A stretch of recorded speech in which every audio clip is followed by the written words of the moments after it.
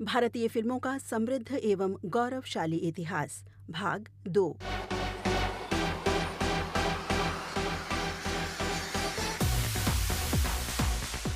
नमस्कार साथियों, भारतीय फिल्मों का समृद्ध एवं गौरवशाली इतिहास कार्यक्रम में स्वागत है आप सभी का। ज्ञात अज्ञात उन सभी योगदानों और महान आत्माओं को नमन और धन्यवाद अर्पित करते हैं जिन्होंने अपने अमूल्य योगदानों से फिल्मों का गौरवमयी इतिहास रचा व सजाया। आज बात करेंगे वर्ष 1919 से लेकर 1924 तक के वर्षों की। क्या कुछ मुख्य रहा इस काल में, यानी इस मूक काल में, जो मूक होकर भी बहुत कुछ बोला, बहुत कुछ देकर गया। कहिए कि भारतीय फिल्म इतिहास को एक सुनहरा, अनमोल, अमूल्य इतिहास और नींव देकर गया। 1900 के दशक की शुरुआत में महिलाओं के लिए फिल्म या थिएटर में अभिनय करना वर्जित था।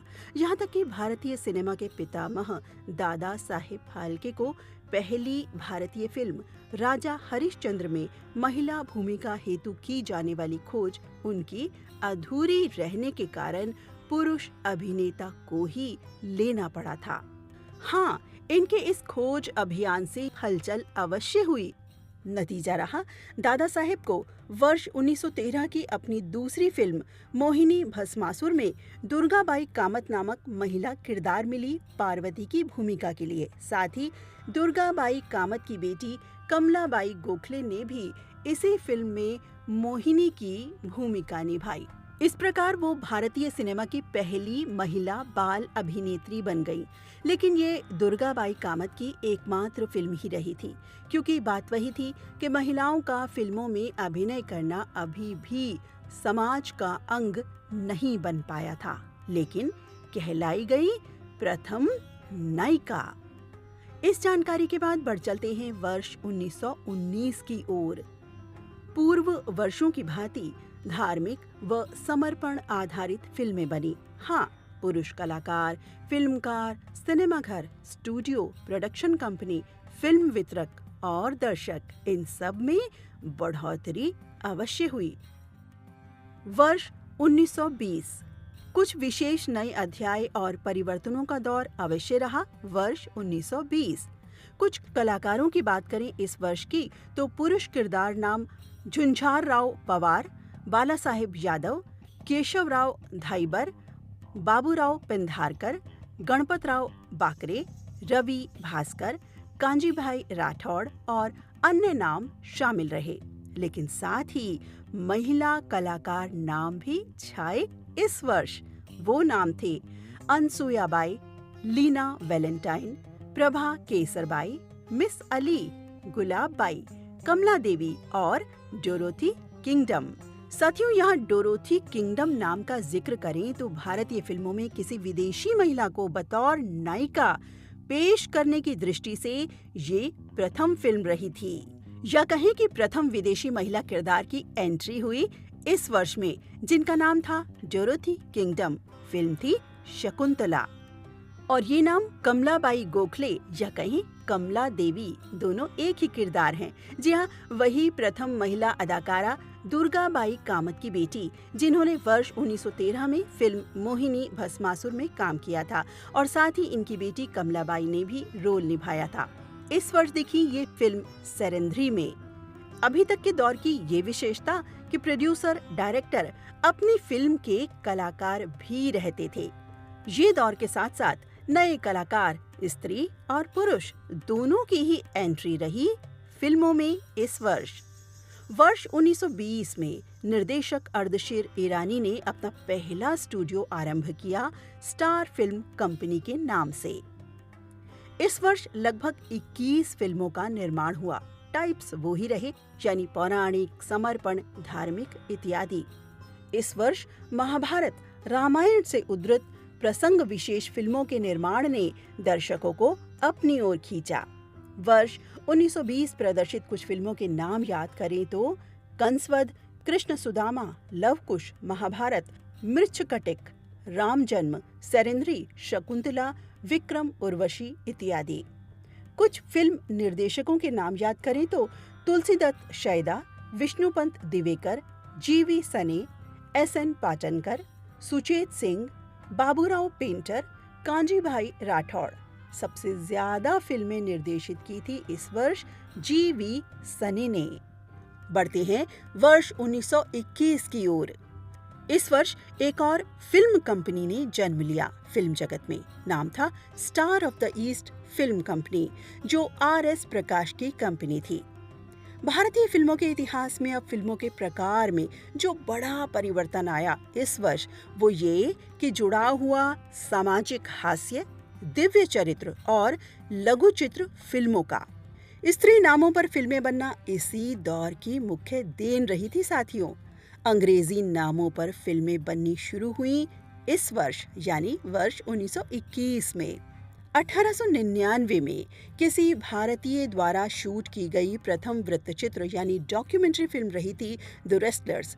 ये एक कुश्ती मैच की शूटिंग थी। ये जानकारी पहले एपिसोड की रही थी। अब इस वर्ष बाकायदा और बेहतर तकनीक और नई समझ के साथ 1921 में नितिन बोस द्वारा निर्देशित फर्स्ट डॉक्यूमेंट्री फिल्म रही थी Belgian emperor's visit to India.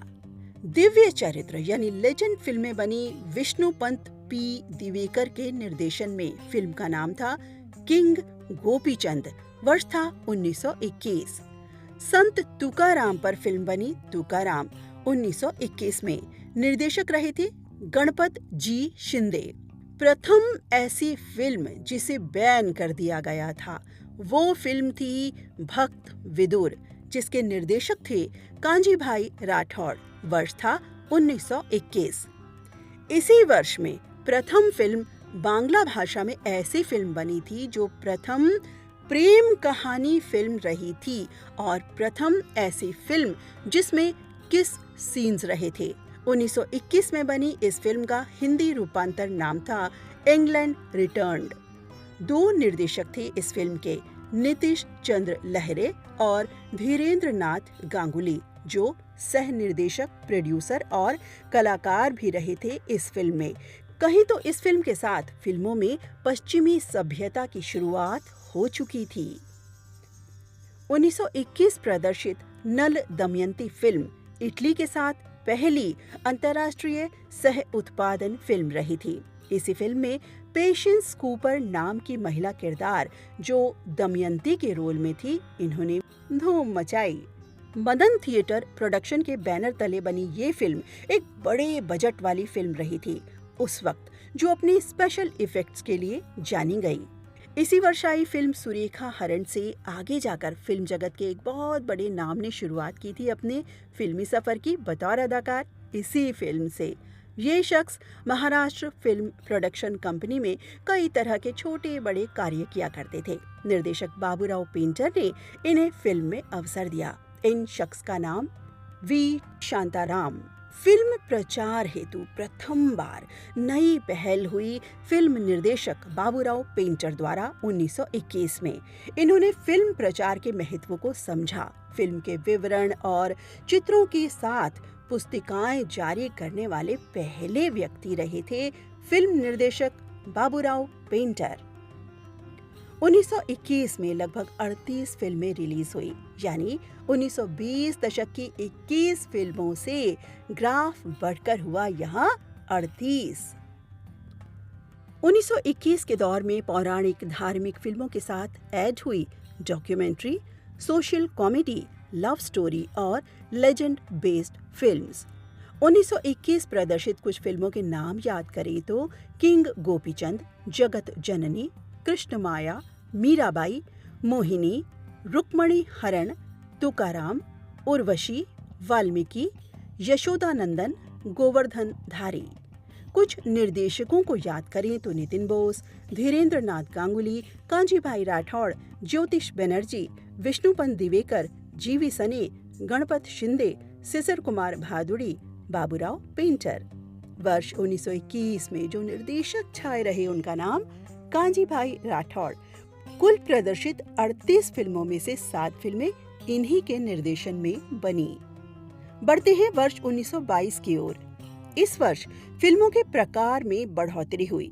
बीते समय के प्रकारों के साथ साथ 3 प्रकार और जुड़े, जो थे हिस्टोरिकल, कॉस्ट्यूम फैंटेसी और बायोपिक।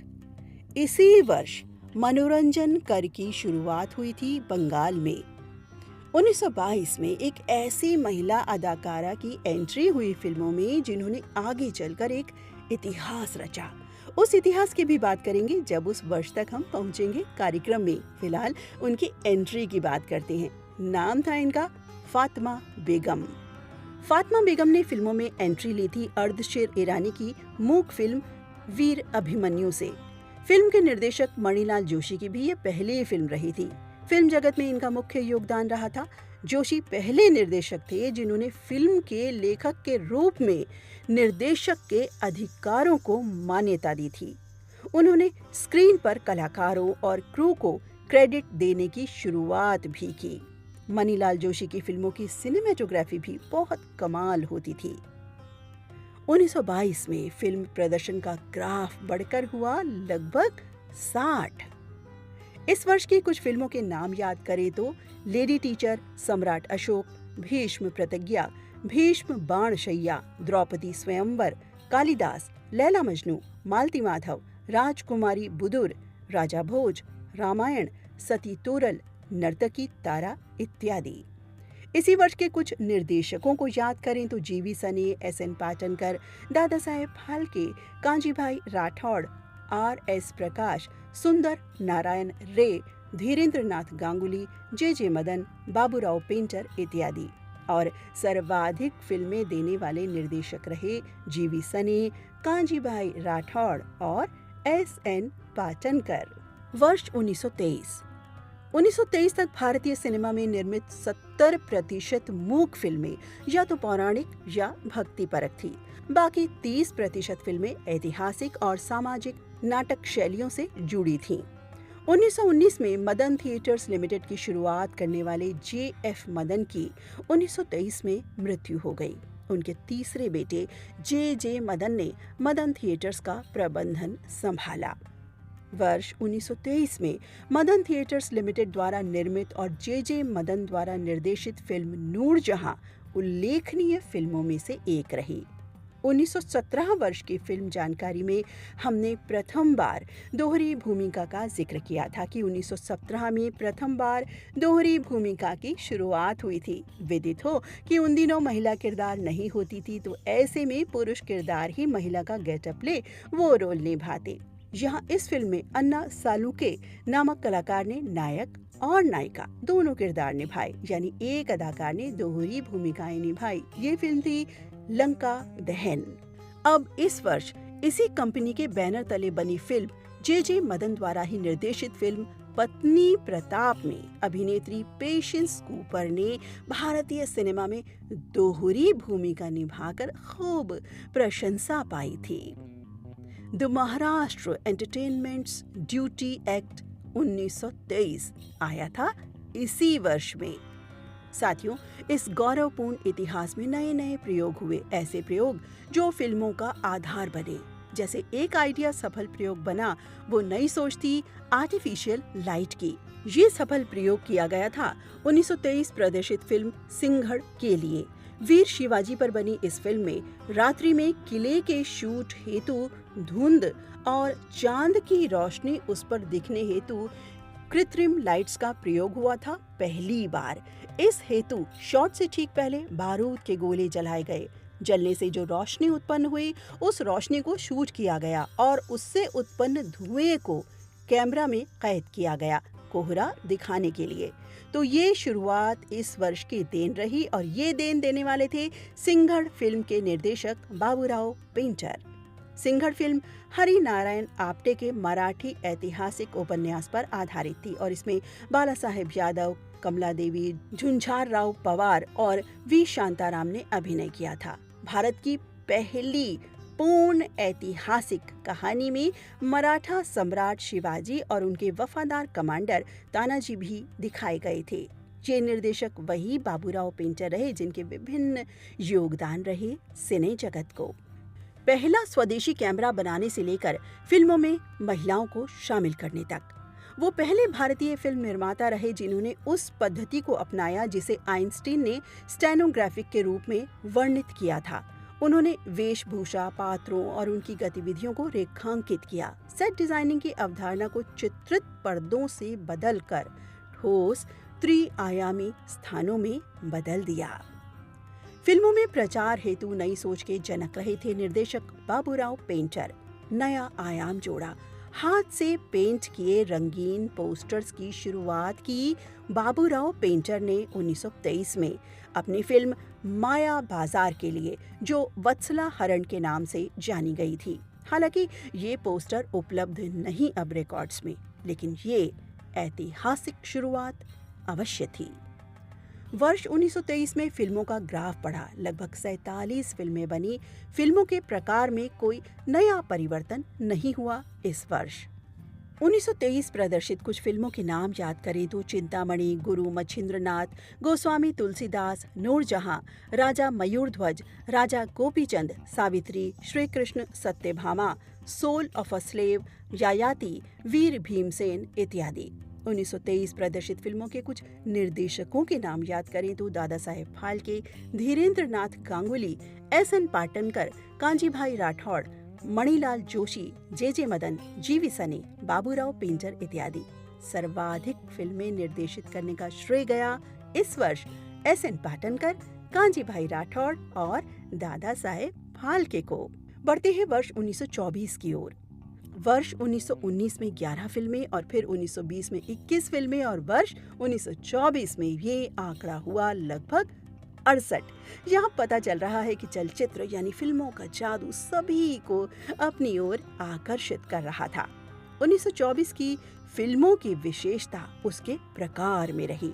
1924 में प्रथम बार क्राइम थ्रिलर फिल्म आई, उपन्यास आधारित फिल्में आई, पहली बार सच्ची कहानी आधारित फिल्म और मेलोड्रामा फिल्म बनी पहली बार, यानी फिल्मों के विषय में बढ़ोतरी हुई।